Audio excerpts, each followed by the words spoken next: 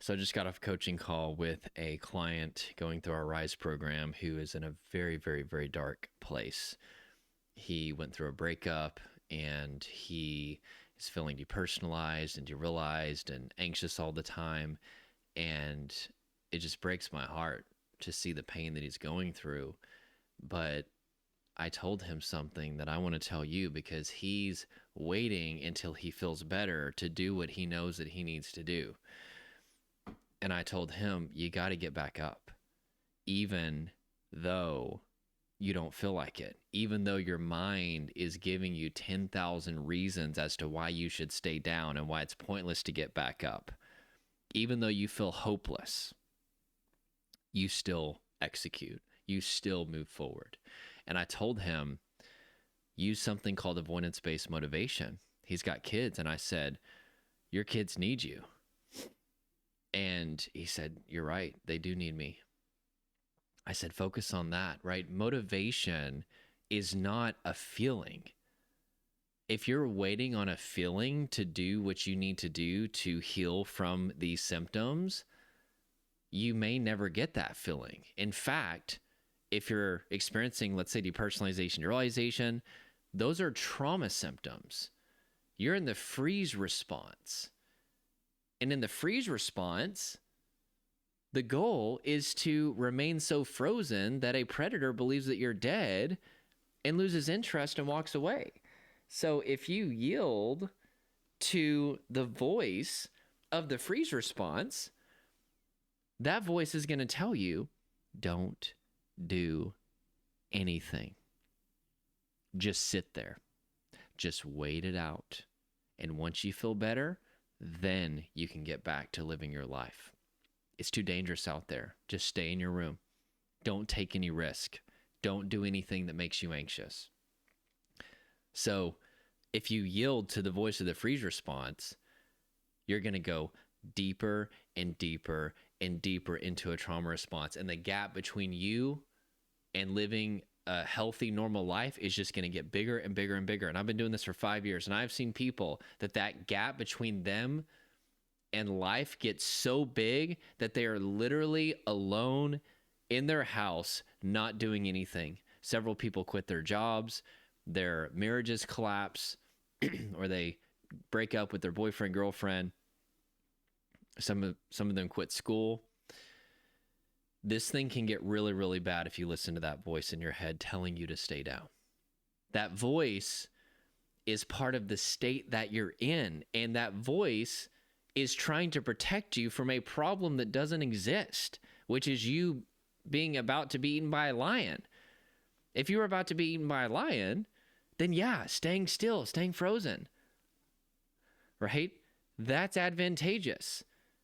But the problem is you're in a trauma response when there is no lion, because there's just been such a buildup of tension, adrenaline, emotion, fatigue. You've had a lot of things happen to you. You've been through hell, and your body is still paying the price for things that happened long ago in the form of constantly going into these threat responses of fight, flight, freeze response. And there's been so much buildup that your brain thinks that you're being eaten by a lion. And so you cannot yield to this voice. And also, you just feel terrible, right? I've gone through a lot of things in my life, but whenever your whole body is pumping full of adrenaline and cortisol, whenever your heart is racing and you've got anxious thoughts, or you feel out of body, or everything's dreamlike, maybe you've got existential obsession and existential fears, maybe you're dealing with health anxiety. I dealt with all of those things.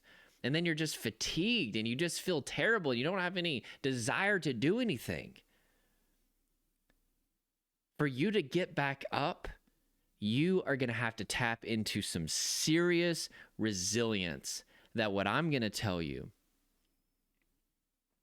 is going to turn you into a resilient warrior that is going to be able to face any challenges in life. This is one thing that I love about David Goggins, is he says it's not about the running. It's about the mental callous that comes from running. It's about training yourself to not give up. And life is war. And you're going to need resilience if you're going to live any sort of happy, healthy, successful life. And so your brain is framing this as the worst thing that's ever happened. But what if in the end it becomes the best thing that ever happened? Because this was the state that forced you to go to a level of resilience that you may never have tapped into had you not been put in this situation. And you're going to have to rise up out of the ashes and become the person that you were destined to be. You don't have a choice. The symptoms are going to keep you miserable until you finally act contrary to how you feel. So what I told him is I said, you need to get a vision for your life. You need to set some goals for yourself. Who do you want to be? Where do you want to go? What do you want to do? Get a vision, write it out, and then break that into small steps and work on it every day. And I said, use the 1% rule. Just be 1% better today than you were yesterday. You don't have to do it all at once. That's overwhelming. That's why most people fail at their goals, is because they try to do it all at once. Rome wasn't built in a day.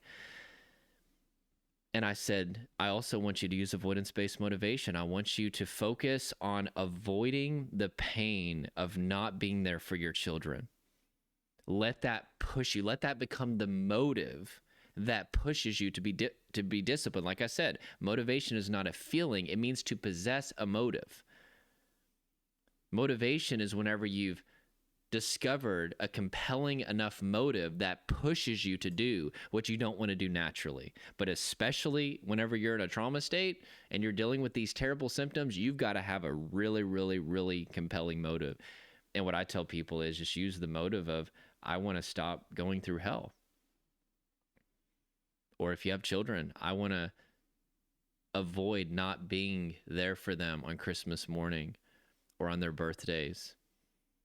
I want to avoid missing out on all these precious moments. And maybe if you're not, if you don't have kids, just what is the worst case scenario? What's the worst pain that you can think of? Call that to your mind and let it push you to do what you don't want to do naturally. And this is part of recovery. I'm not saying that this is trauma healing in its entirety. I can't do that in a, 10-minute video. But I will tell you, this is very important. And there's so many people, they're sitting and waiting on things to get better. And in the state that you're in, things don't get better, they get worse. They literally will just get worse if you don't do anything. This isn't going to go away with time. That's not how this works. Once your brain forms sensory triggers, there is now a neurological association with the sensory data around you of threat because you've had painful past experiences, and your brain has assigned the procedure of fight, flight, freeze response to the sensory data around you. And this is happening subconsciously. These sensory triggers are firing fight, flight, freeze response in the body. And the more that these sensory triggers fire, the stronger that the neural pathways of threat association get, and the faster that they fire. So, you're going to have to be resilient. You're going to have to tap in to savage mode. But I will tell you, you have what it takes. There is literally a lion in you that you may not even know was there. And I will tell you, I've got tons of issues. Ask my wife, she'll let you know about a couple of them. And I am just a regular human being, but what I will tell you is I don't quit.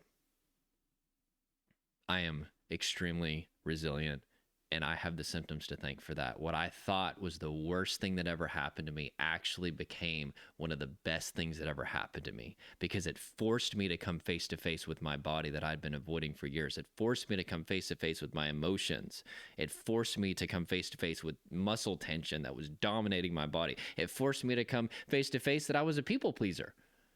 It forced me to come face to face with the reality that I didn't have any boundaries in my life. It forced me to come face to face with the reality that I was letting people pick on me and bullying me instead of standing up for myself. It made me come face to face with the reality that I didn't prioritize sleep. I didn't prioritize diet. I didn't have a vision for my life. I didn't have a focus. I was just like, you ever seen Forrest Gump, that feather at the beginning? I was just like a feather floating through life. And I wondered why my life was so traumatizing and so miserable. A big part of it is because I was living in reaction mode. And if you want to be successful in life, if you want to reign and you want to live a good life, you have to go on the attack. Instead of just playing the defense, you have to start making things happen. Because I've got news for you, and it's hard to hear this. I know. Nobody's coming to save you.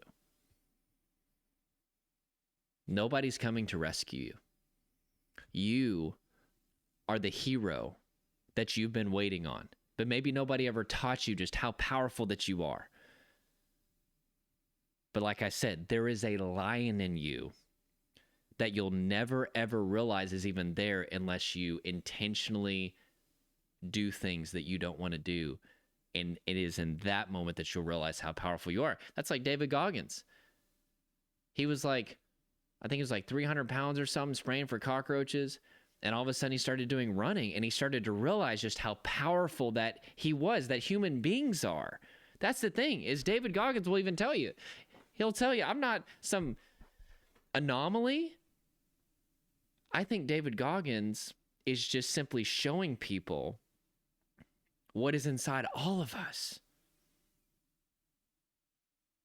And inside all of us is a savage warrior that most people never, ever get to experience because they always flow with how they feel and they live their whole life in reaction mode. But that's not going to work to get you out of this. Okay? So it's time to get up. Okay? I hope this has helped you. Click like if it did. Send it to somebody that you know is struggling. And I hope you have an awesome day.